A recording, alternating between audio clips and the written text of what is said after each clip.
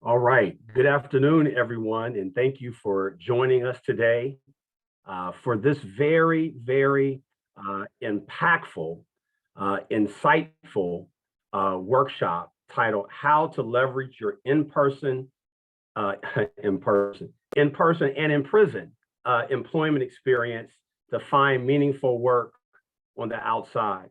It's funny. I practiced saying that title over and over, and then I went ahead and said in person instead of in prison.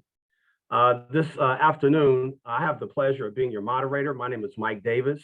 I serve the Department of Rehabilitation and Correction here in Ohio as a Religious Services Administrator. I'm very happy today to be joined by a panel of experts. And the focus is going to be the how to. And so from their particular experiences and their background, they're going to share with you how they were able to leverage the experiences and opportunities provided on one side of the aisle and how that assisted them in gaining meaningful employment and making an impact in their particular vocation, and also the way in which they endeavor to support people who are returning as well. So today, let me just jump right in and allow our panelists to introduce themselves. And we'll start with Ms. Dana Davis. Dana, tell us about you. Hi, everyone. Thank you so much for being here today. And I'm so honored to be chosen to be on this panel. Again, my name is Dana Davis, and I am the Business Network Manager with ARCH, which stands for Accompanying Returning Citizens with Hope. And that's kind of exactly what we do. We strive to help those returning to the community from incarceration. We work with them by providing direct services, anywhere from having the bare necessities when they're released to IDs, to Social Security cards, birth certificates. Now working with DRC and making sure that those individuals sometimes have those things in place or aligned before they leave. And then I also work with those that are restored citizens as well, and helping them to find meaningful employment. And then I work with employers to educate them on the great benefits of second chance employment and developing a work culture that really is based off of individuals that have barriers to accessing employment.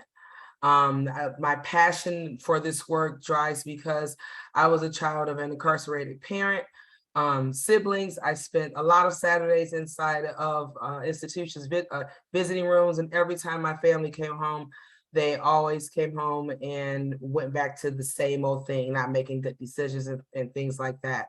So, coming from that standpoint till today, the progress is just amazing. Working with other agencies in the community is amazing as we really try to help change lives. Thank you. All right, Dana, thank you. Dana, I've known you for a long time, and you've always sought to do as my pastor always emphasizes, and that's to seek out to work with the least, the lost, and the last. Thank you for being with us today. Next, I want to turn to my colleague with the Department of Rehabilitation and Correction, Mr. Sean Martin. Sean, go ahead and introduce yourself.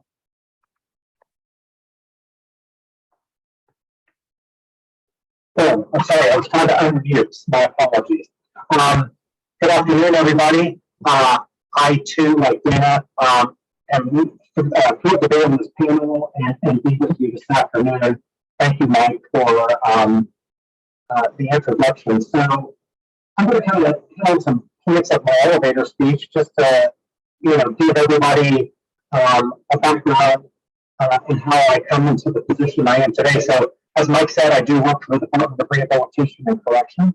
I work for the division, which is called Ohio Penal Industries, we're known as OPI. And we are an industrial training organization within the Department of Rehabilitation and Correction to help give our incarcerated adults marketable job skills to take to the streets to have viable employment opportunities. As the reentry coordinator for OPI, I'm instrumental in helping people transition home with a job, with partners we have throughout the state, referring people to services such as housing. I refer a lot of people to arts. So Dana, I'm sure, feels a lot of those from me. So there's I myself was an incarcerated individual for 3 years. I worked for OPI during my incarceration, and I came into incarceration having background in in education, having skills with employment, but I learned an entirely new um, way of doing things during incarceration. It literally transformed my thinking, my career aspirations, and that's what has placed me in the position I'm in today. So I truly value correctional rehabilitation programs such as ours, and want to give that hope to individuals who are in our programs, that same opportunity that I had during incarceration and beyond. So I'm happy to be here again, as I said at the beginning, and can't wait to give you some more feedback. All right.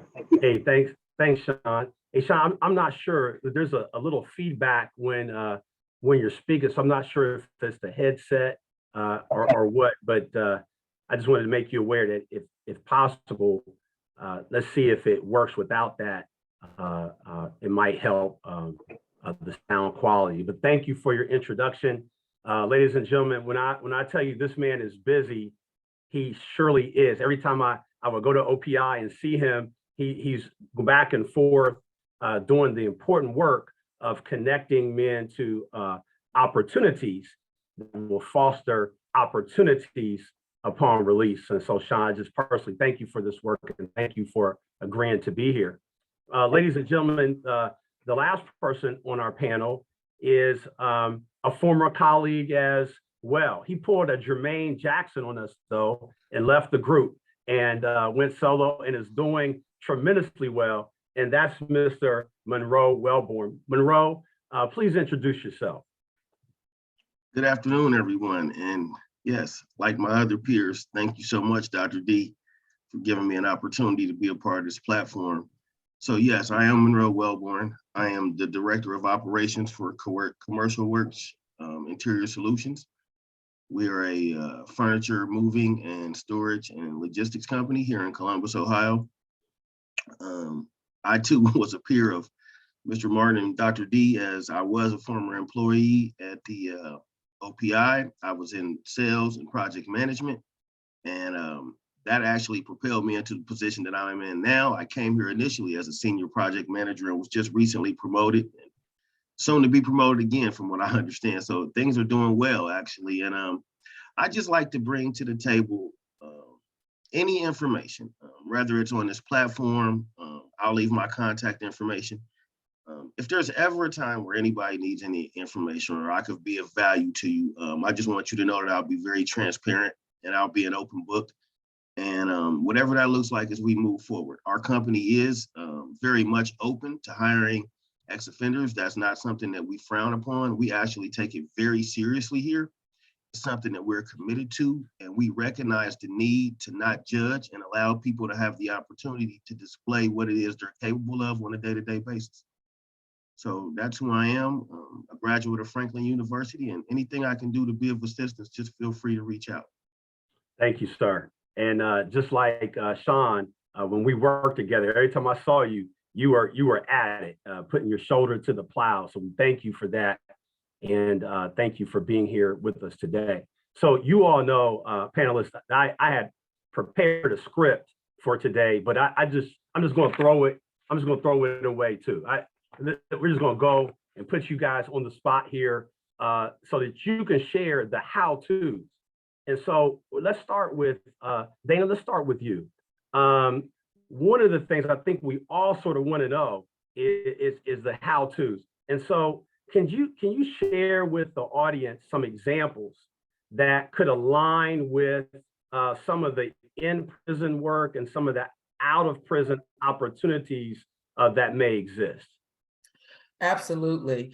I'd like to first start by saying that working with individuals that are returning to the community, I try to work with them in placing value on the in-prison work that they perform. A lot of them will say to me, I don't have any work experience. Well, what did you do while you were here? What was your job? But I'm not paid for it. It's still a job. I do a lot of things that I'm not paid to do sometimes, right? But it's still a job. So having value in that and how they can take that particular skill. They may have enjoyed painting. Maybe they didn't know how to paint prior to coming to incarceration. This is a skill that they obtained while there because this was their job and they actually enjoyed doing it.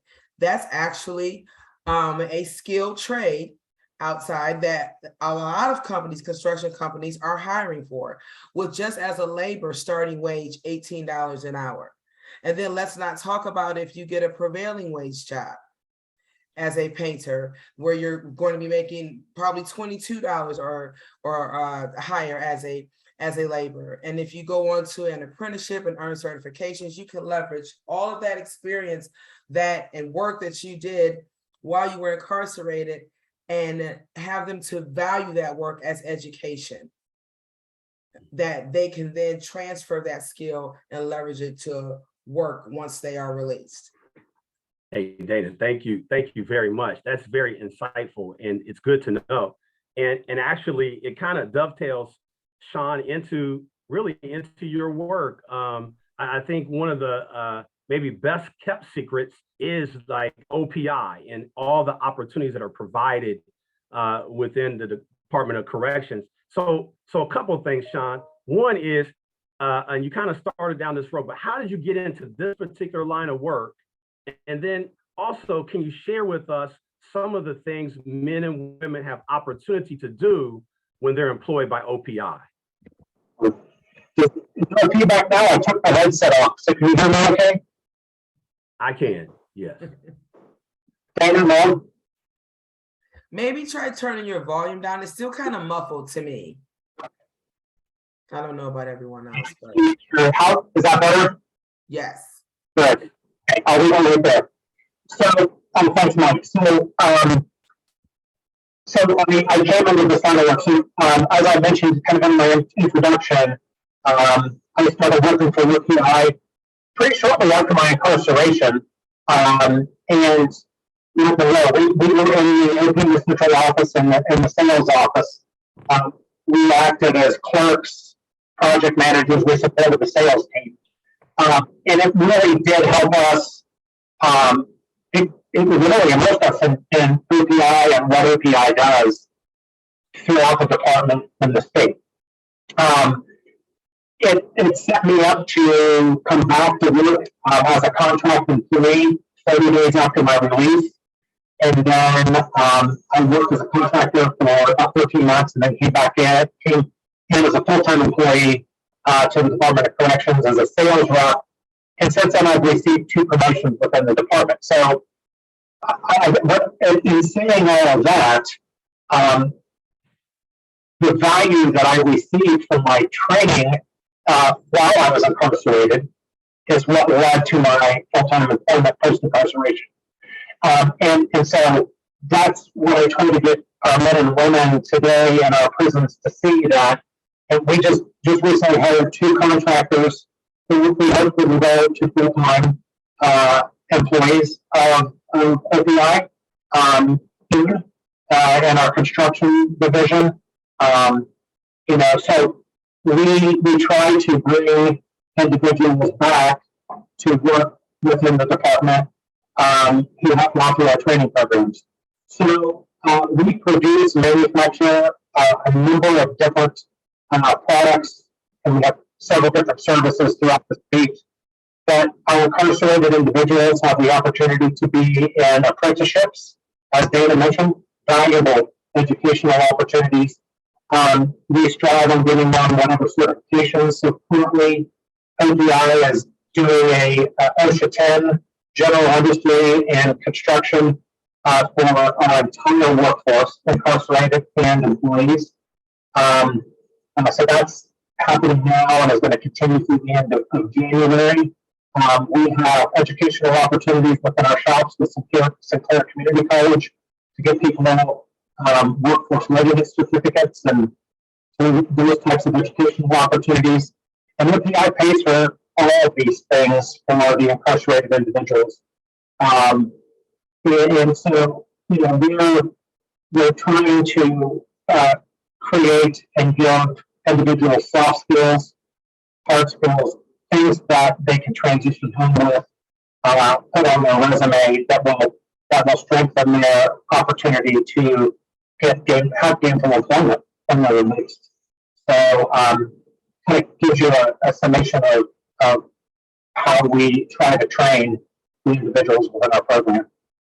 Okay, Sean, thank you again very much. And there's still a little feedback. I don't know if it's the microphone. Heard you a little better this time, but it's still a little feedback causing it to be muffled. But thank you for that response. And for everyone, OPI does a lot of training for those who need certifications when they go home. OPI provides a lot of that training and preparation and experience. So now, Monroe, I'd like to turn to you and ask you, really talk to me a little bit about maybe your personal experience with gaining hands-on experience, and how did you leverage that into where you are and the opportunities that have been afforded to you? Well, a lot of it goes back, and Dana touched on it, Sean touched on it.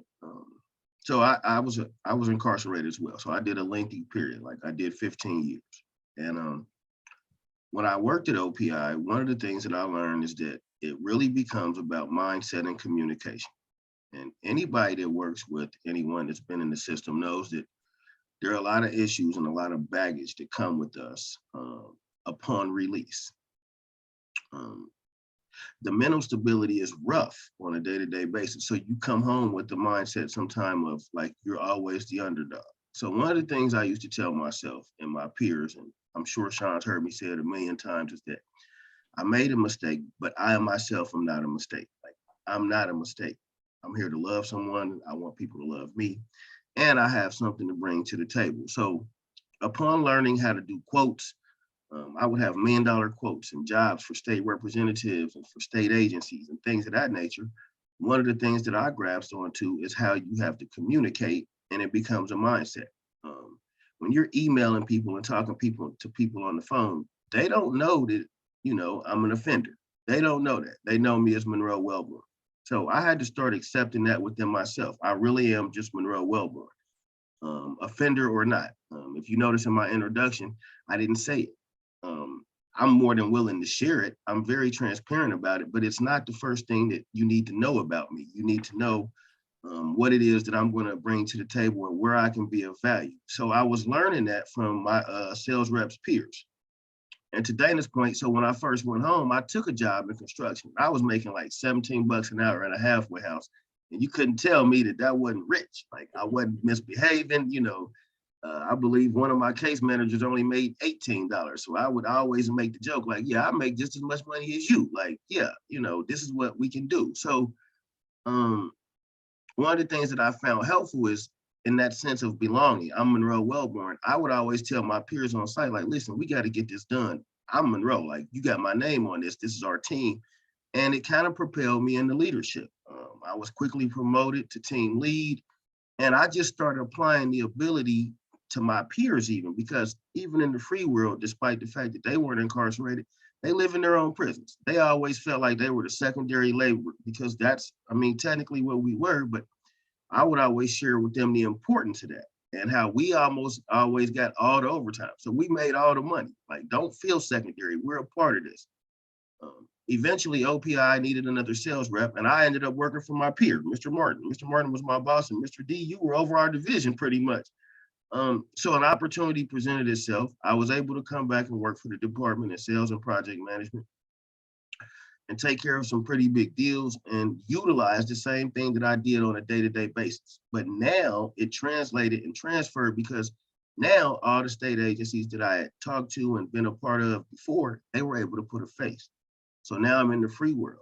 I dress just like everybody else. Nobody's seeing me. There's no stamp on my forehead that says ex-offender. I took honor and pleasure in getting dressed every day and putting my good clothes on, as I would say, and going from state agency to state agency. I would see you, like I always looked at you as a mentor from afar, Dr. D, you know it. I'd always say I'm trying to keep up with you in my appearance. So it's a multitude of things. And when you're working with people, you can just kind of share with them. Like I shopped at the Goodwill and all of that good stuff, but that's fine. If this is what it's going to take for me to get on my feet and better myself so that I'm no longer in that situation, that's what you got to do. So it's really a mindset thing when you're working with individuals. Just try to get them to understand that you're still one of us. Eventually, I left OPI after a couple of years. I had finished my degree, so that made me qualified too. Education always makes you one of the people, you know what I mean? Whether it's certifications, degrees and whatnot. Nobody says felon, Bachelor of Science. It just says Monroe Wellborn, Bachelor of Science. So that's who I always try to present and bring to the table. And when I left, I came here as a senior PM. I was taking care of our nationwide account, which is a super big account. All the billing, all the invoicing, all the staff, and eventually I was promoted. But again, it really came down to mindset for me. I really worked on that, and my peers who were in OPI, they always told me, you're Monroe. Like it was never Wellborn, my number or anything. And so I just kind of started to separate myself and utilize that mindset when I came out here. And it's done a good job for me. I mean, a lot of doors have opened, and I just hope to pass that on to others as we grow. All right. Thank you. Thank you very much. Sean, this next question is for you. And obviously, OPI saw maybe a gap in service to the men and women and placed the perfect person in this position, and that being you. Talk to us a little bit about sort of the value added in your role as reentry coordinator for OPI. How has your particular role made a difference in helping people transition back to the community? So, great question. I am the second individual in this position for OPI. Ann King, who is now our chief, was in it for a relatively short period, and then she promoted, and I came into this position in January of 20. So, just since early to mid 2019, the reentry coordinator position has been under OPI's umbrella.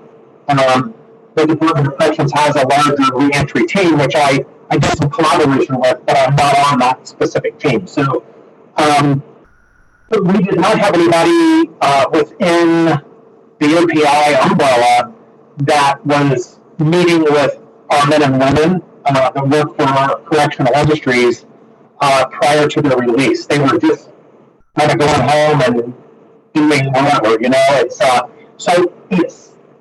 We started getting people that have a community work release to work outside of the prisons. We started taking those individuals, if they have eligibility, to the BMV to get their driver's license. That removes a huge obstacle.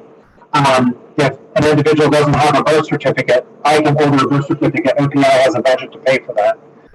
These are all little things that I try to make people understand. Those are the two major forms of identification you're going to need to get a job when you leave. To match your I-9, requirements and employment. So I usually meet with people anywhere from that 60 to 90 days to their release. I do meet with gentlemen and ladies going to the parole board as well to have conversations with them about their plans. I've had a lot of people leave on parole this year, which has been extremely exciting for me. People that have done 29 plus years have gone home, and I still have connection and communication with them, and they all walk out with jobs, with partners we have around the state. So it's one of our departmental core values is hope is job one. That was one of the core values our current director put in place, and so I like to. I really say I feel like me having been incarcerated and home and successful and now in a position of helping others transition home. I do really want to provide help for individuals. It's easy to lose hope while incarcerated. Monroe can tell you that. I mean, there's a lot of negativity in incarceration, but there are great elements, and I really do hope to be one of those bright elements and giving people hope to come home to, post incarceration. All right, Sean, thank you. And we're trying to work out the technical part, but I appreciate what you shared with us and the role that you play. It's an essential and important role. And as you said, having that lived experience gives you some insight into better assisting those that you supervise and work with. Dana, let me just turn back to you. And now I'm totally off script now, Dana. So don't hold this against me. But can you talk to us a little bit about some of the things men and women who are transitioning from incarceration to community can expect relative to salary? And I think this is important for those who are in the field of working with those who are returning home and their families. What are some realistic expectations around pay and pay scale and all that? I tell the clients that I work with now is more of an opportunity if you have a criminal background or a felony background than ever. Like, the world is literally yours, and what you do with it is up to you. So that's where it comes into play.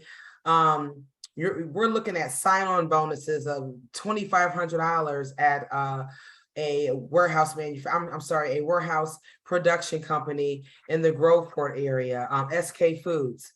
They now at $7 an hour for packaging. That's extremely high compared to even 2 years ago, 3 years ago, where they were only they weren't even starting out at $15 an hour. They have sign-on bonuses of $20, once you work there 90 days. They have referral bonuses. They have all these incentives of why to work with them. Overtime is available. 401k match is available. All these things that prior to COVID may not have been accessible or easily accessible to them. Employees' hearts have softened because they are desperate. So now that opportunity really comes into. Not everyone wants to work in a warehouse though, right? There are still other opportunities. I have employers that have property management positions available starting out at $22 an hour. Property maintenance starting out at $22 an hour. Fleet management. I have an employer that all he does is manage 80 Amazon delivery service partners trucks. So he takes care of the detailing, the oil changes, all of that, and he hires individuals that are in recovery and that have backgrounds, and starts them out at $17 an hour with a performance review after 90 days. Culinary, you have restaurants starting out at $18 an hour, even for the workforce development program that Arch is in partnership with Downtown Cafe Overlook. The program started at everyone that was a participant could make $15 an hour and have secured employment and workforce training to help build them and move them on to the next better opportunity. That now has increased from $15 an hour to starting pay of $17 an hour. And it's a workforce training program. So just for training, individuals are getting, above what the living wage is. And it was 15 something an hour, and I think 15.48. That's now increased because of the economy to around $17 an hour. So employers starting at 17, if you are, have a skilled trade, you're looking at over $20 an hour. it's a highly skilled trade, you're looking at starting at $30 an hour and higher. So the opportunity is there, and all can be leveraged with that work, that in-prison work experience that they have. One thing I want to say is, you know, we can get individuals jobs all day long, but what about keeping that job and sustaining in that job? You know, if they're homeless, if they have housing issues, all types of issues and other barriers in their way, how are they working through that? That's another way, and still leveraging how to have your rebuild a network of resources and solutions.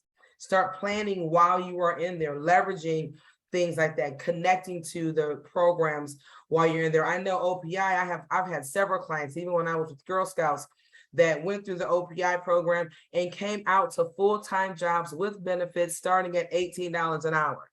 Being able to go and then apply for housing, because now they have 30%, they make that 3 times the amount of the rent that's required to get housing these days. And so, you know, just full circle, being able to leverage your experience while incarcerated, in prison work experience, and also personal development is also going to be a way that I think, like Monroe said, the mindset, what is a person's mindset as well? All of that has to be changed.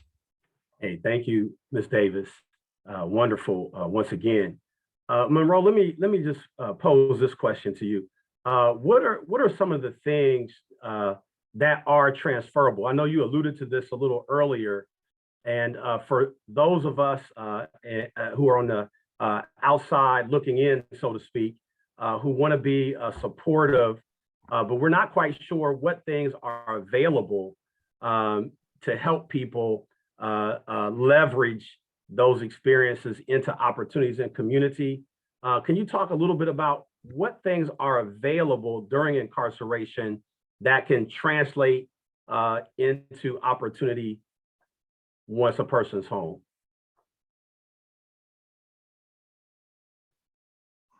So prior to being at OPI, one of the jobs that I had was, I was literally, when I first started my time, I had got a job and I was like on a janitorial crew.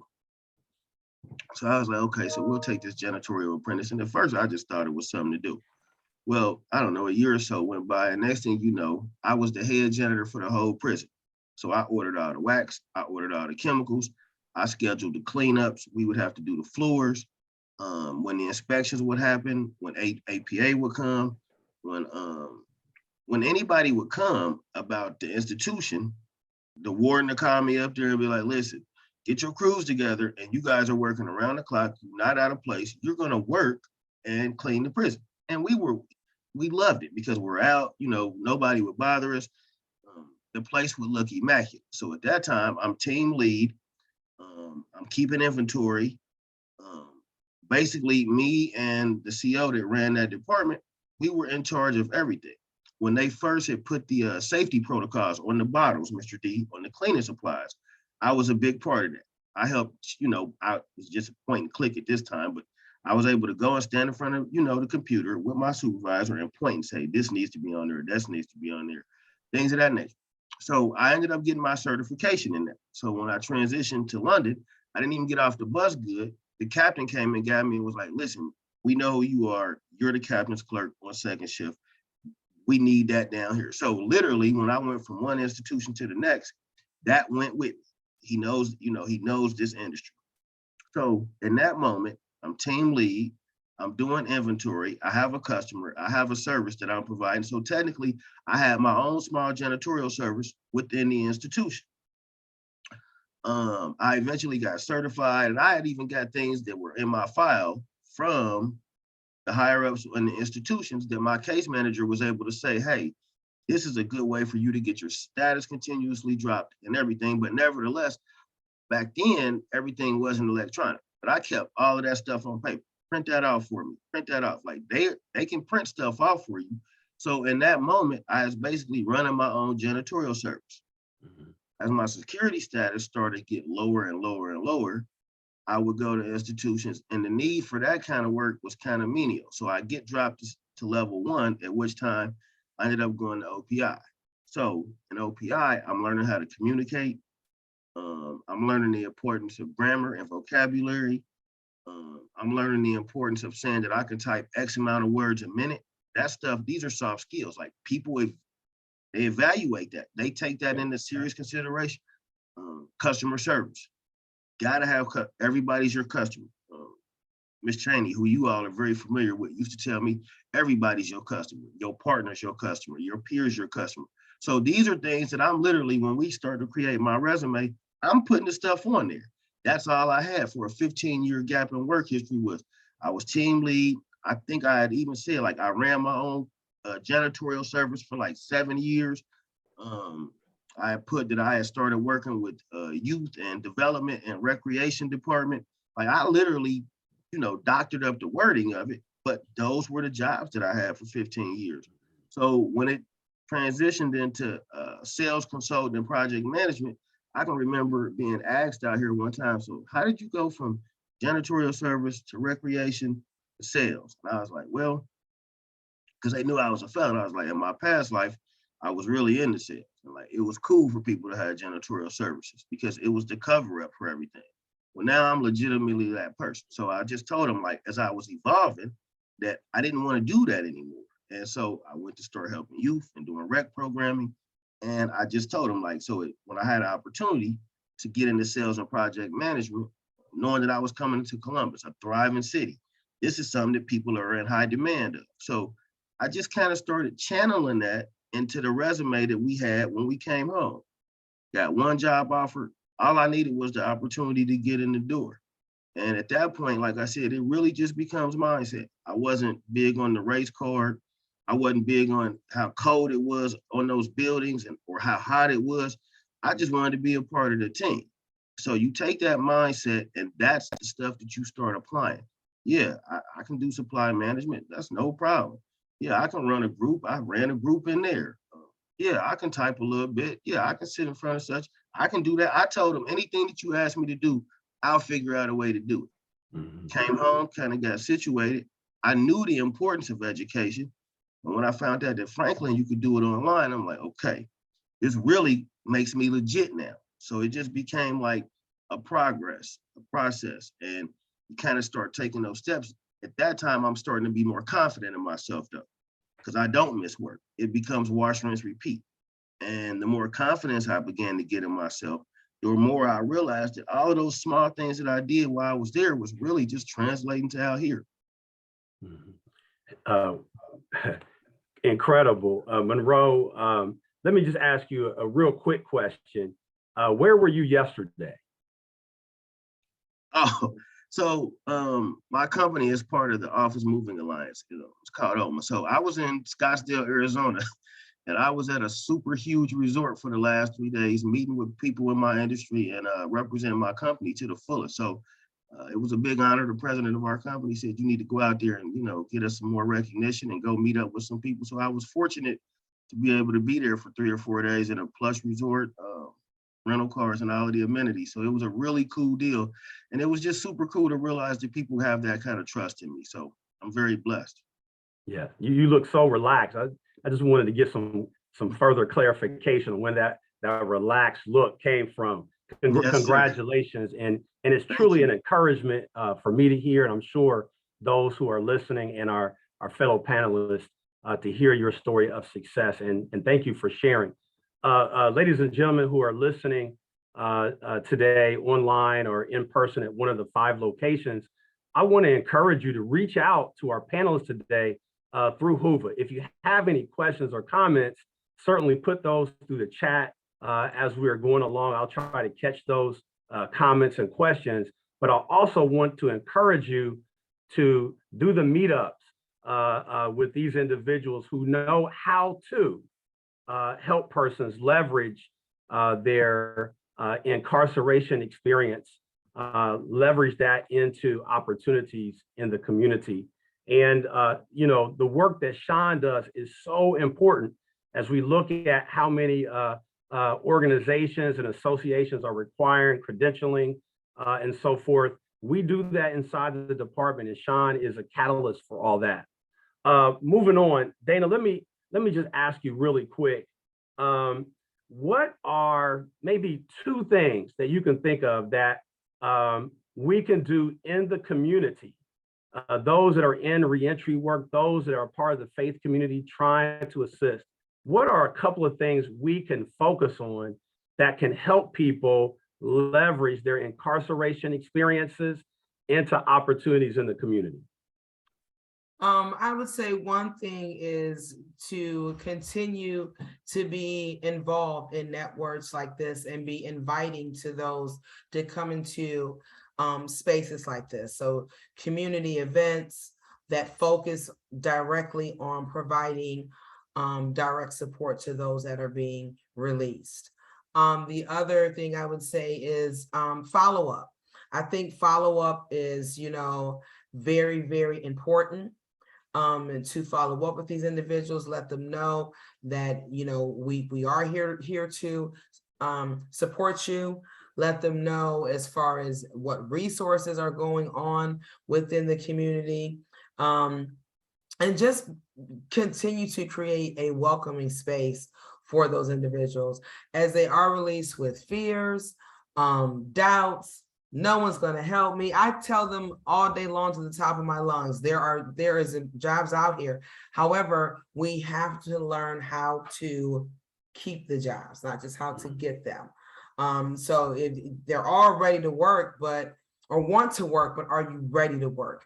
So helping them to be, for those of us that work with them pre-release, helping them to start planning while they are incarcerated, encouraging them to do as much research as they can, educate themselves. I can't say how many times I hear, well, I can't do this, I can't do that because my bunkie said. You're listening to your bunkie that may not have factual information. So how about you do both your bunkie and yourself a favor, educate yourselves, get the factual information, get the resources as they come into the institutions, because they're coming in, resources are being made available to them. So just taking advantage of all of that and continuing to be a pathway for those that are coming home. Hey, Dana, thank you for sharing. And you mentioned something I just want to circle back to, and that is your pre-release work. And for those in the community that have not engaged the Ohio Department of Rehabilitation and Correction or the correctional agency in their state, it can seem like an overwhelming or daunting task to engage to get pre-release access. Can you briefly talk about what steps you took to gain access to our returning neighbors prior to their release? Basically, we partnered with several of the institutions here and began working with individuals 6 months prior to their release. And how you just don't know how much that helps. A lot of things that they don't think about, we're able to step in and fill in those gaps.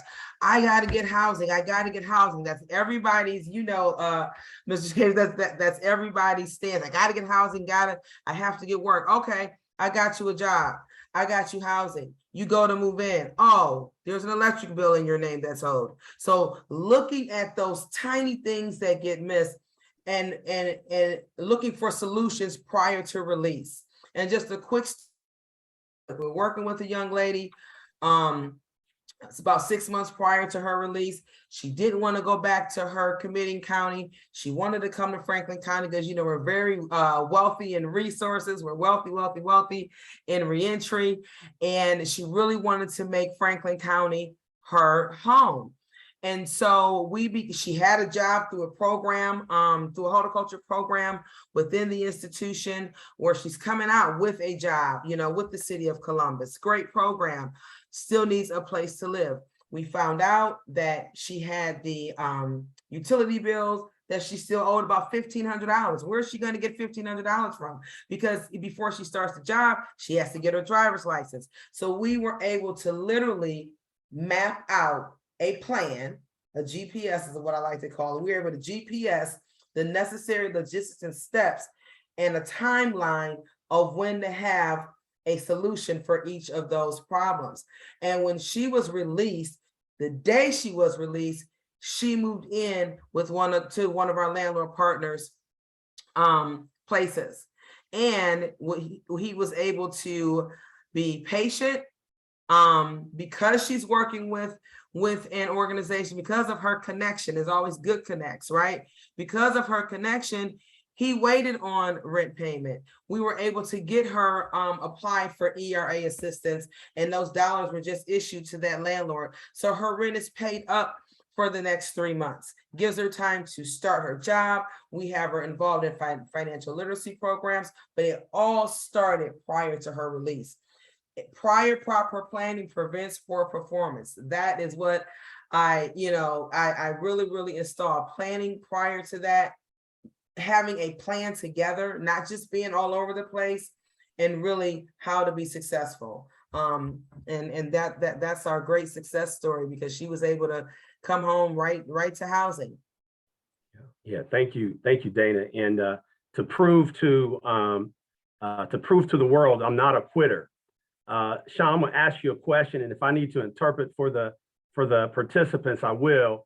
But can you tell me one thing about OPI that our participants would not know? What would astound them about OPI in your estimation? Wow. I don't know if I can come up with one. I don't know if there's just one thing, Mike. It's like, I probably could give you a handful of things, but let me just maybe reiterate something Monroe said earlier and Dana just said in this last segment she spoke. It's like listening to your bunkie, and there's this inmate news network is what it's called in our prisons. Negativity gets spread really fast. One person says something and it goes. With OPI, I think that we narrow down in our shops more like-minded individuals. I can tell you my personal experience with Monroe and other individuals that we were both incarcerated with at the same time. We kind of became a band of brothers. Like you trust each other. You build long-lasting relationships post-incarceration. So I think with OPI, it gives you to kind of sum it all up, Mike. It's like I do think that OPI helps build positive relationships amongst the incarcerated individuals with the staff, which we carry home. It's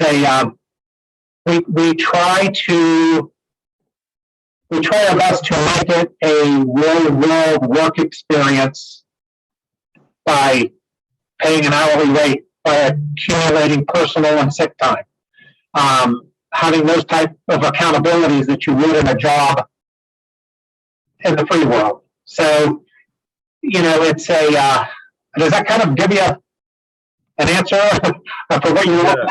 Yeah. I mean, we try to be a real-world work and experience within the prisons. So, hey, thank you very much, Sean. I appreciate it. And if I could just translate or summarize, OPI provides, to the extent possible, a real-world work experience. There's sick time. You can take time off from work. It also helps people really understand the necessity of working together. It helps build teamwork and camaraderie. And I've heard it said once before that employers can teach you what you need to know, but they can't teach those things, those soft skills, and how to get along with your coworkers and your supervisors. And OPI does that in an intense working environment during incarceration. Sean, thank you again. Now for our panelists, we have a question, and I'm going to share it with you and then jump in response. We have someone who says that some of the individuals I work with struggle to have conversations surrounding their incarceration because they fear it will mean they won't get the job. what are some ways for them to talk about their incarceration and the skills they have learned while incarcerated with confidence? Thank you for that question. That's a really good one. Take it away, guys.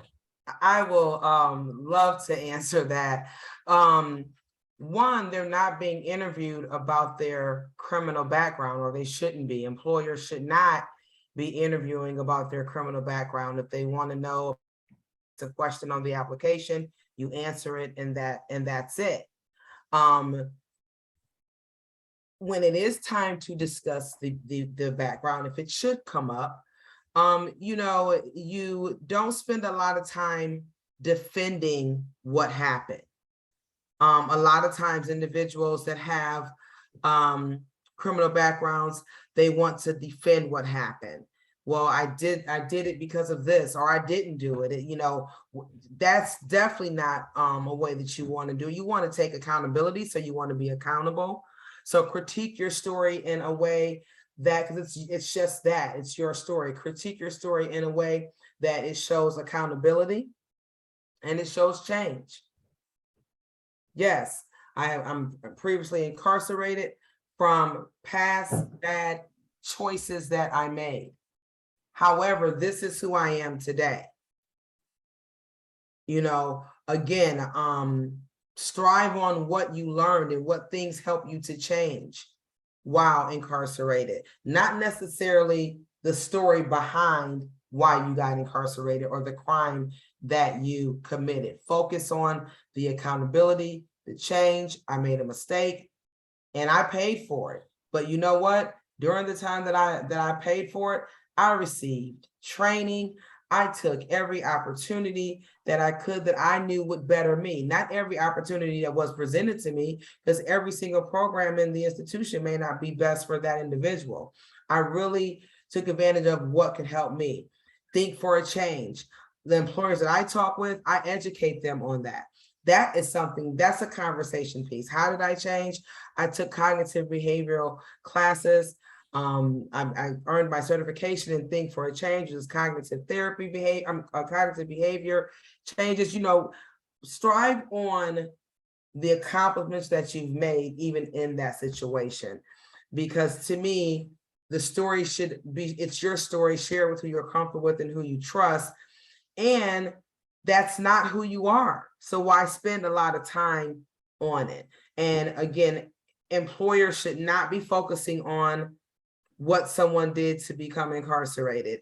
It really shouldn't necessarily come up on the interview unless, like Mr. Monroe, hey, this is what I've done for the last 15 years, but he valued what he did. He still put that, I did the work. Absolutely, it should go on your resume for the state of Ohio. Now that makes, oh, you work for the state of Ohio? I sure did. You're not lying there. You're not being untruthful. You did work for the state of Ohio. They're not asking you how much you made. So don't get all caught up into that. Yeah, but I only made $18 an hour. I'm sorry, $18 a month. Don't get caught up into that. It was still work that you was paid for, regardless of the pay. Now you can get paid for what you've learned and you can transfer your skills. Now you can be paid your value and your worth and greater opportunity. Dana Davis, every time I hear you speak, I get motivated even more. Thank you. Thank you. Monroe, let me allow you to weigh in on that question also. One of the things that I share with people all the time is that I make things personable. So I've been on several job interviews, right? And so I don't know, in this moment, Dr. Davis, you're the interviewer. Hey, Mike, how you doing? So listen, let me tell you about, you know, this, that, and the other. I'm being upfront, I'm being transparent, because at the end of the day, here's what I've learned about people. Whether you've been incarcerated, whether you haven't been incarcerated or whatever, we're all pretty much the same on the outside. You know what I mean? Like, we go to our jobs because we like them and they pay the bills. In some cases, we don't like them. We want to elevate, but at the end of the day, the interviewer is a person just like me. I would always preach to people, if you do work with people in this demographic, I would help them to remember that the person that's interviewing you, your boss, your neighbor, they're a person. Everybody knows a person that's been in our situation, maybe not to the extreme. Everybody has stuff. Everybody has a little baggage. Nobody comes without a little baggage. Why do people grasp on the faith? Well, it's probably some things that happen in their lives where it's like faith is all I had to rely on. So that makes you a person just like me. So if I'm sitting there and I'm at a job interview and they ask me a question about it, because I always get it out the way first. Hey, how you doing, Mike? Monroe Wellborn. I'm here for the position of sales rep and project manager. Now, Mike, you'll see some gaps in my work history, but here's what happened and here's why that happened. When I was 23, I did some things that 23-year-olds do. Well, now I'm 38, and that's how I approached it. When I left to go to prison, I was 23. When I came home, I was 38. And one of the things that when I got that job at $17 an hour, the gentleman who was the owner of the company was like, so he literally said, what the hell am I going to do if you're in here acting a fool? I said, well, listen, I want you to know something.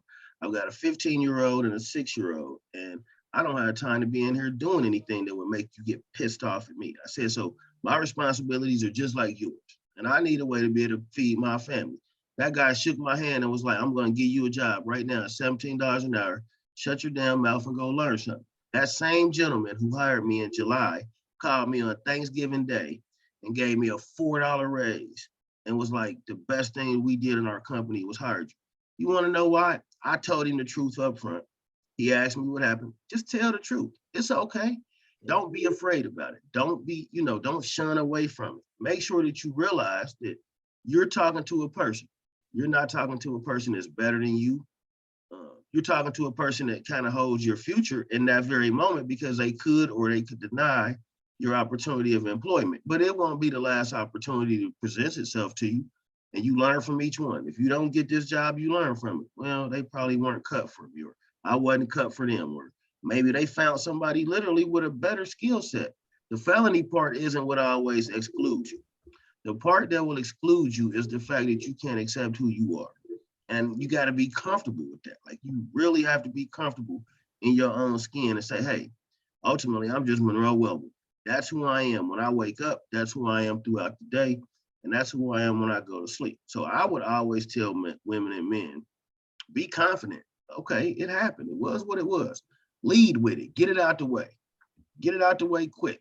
Go in, shake somebody's hand because it's a male or a female that does the same thing that you're trying to do, and that's get up and go to work every day. You tell that person, hey, this is when it happened. This is how old I was. At that time in my life, I was this, that, and the other, but this is not who I am to this day. That mistake is done with, and I need to be here to help your team. I want to be here to help your team. I'm telling you, I learned some things while I was in there that'll help your team be way more appreciative and grateful for what it is that they have here. I guarantee you those employers will be like, yep, I want him, because it's a mindset. Like, they'll be so excited that you're bringing something more positive to their team. They won't help but have to have you as an asset. So that's kind of what I would do. Just make it personable, get it out the way, and remember that you're just talking to a person. All right, thank you. Thank you very much. I have one more question. We have 120 seconds left on this workshop.